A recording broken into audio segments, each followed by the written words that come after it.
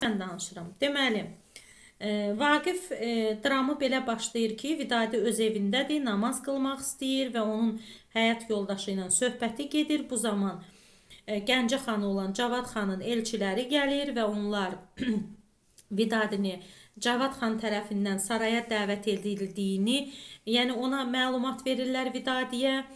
Lakin Vidadi razılaşmır. Onu hətta elçilərdən biri onu dəli adlandırır. Ondan sonra çıxıb gedirlər və Qarabağ xanının vəziri olan Vaqif gəlir Vidadigilə və onun arxasınca da kəndin cəmaatı bilir, gəlirlər, yəni çoxdandır Vaqifi görmürlər. Vaqif öz elinə, obasına qazağa gəlibdir.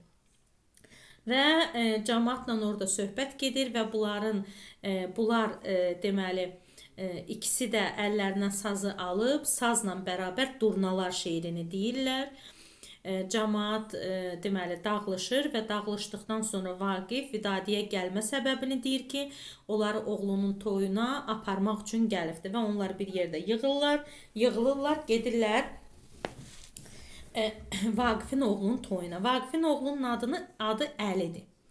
Hətta burada deməli Tükəzban xanım da qeyd eləyir ki, vaxt nətər gəlib, nə tez gəlib keçdi ki, Əli belə böyük bir oğlan oldu. Və ikinci pərdə, ikinci şəkil vaqe olur. Deməli Şuşa qalasında, Xan sarayında, Vaqifin evində artıq toy məclisidir. İbrahim xan da adamları ilə gəlib həmin məclisə və İbrahim xandan başqa da yəni başqa qonaqlar da var. Hətta Vaqif deməli cəmaatı sevdiyi üçün Vaqifin oğlunun toyuna kasıb cəmaat da gəlib, yəni hər kəs gəlibdir. Və bu deməli burada Əli bəy gəlinlə gəlir, onun qabağında cəmaat oynayır falan filan. Yəni Vaqifin burada gəlininə bir sözü olur. Deyir ki, niyə deyir üzünü gizlədirsən qızım? Yəni üzünə örtü örtüblər qızın. O yəni niyə üzünü gizlətdiyini soruşur. Deyir ki, gözəlliyi gizlətmək lazım deyil. Ona görə də yəni orada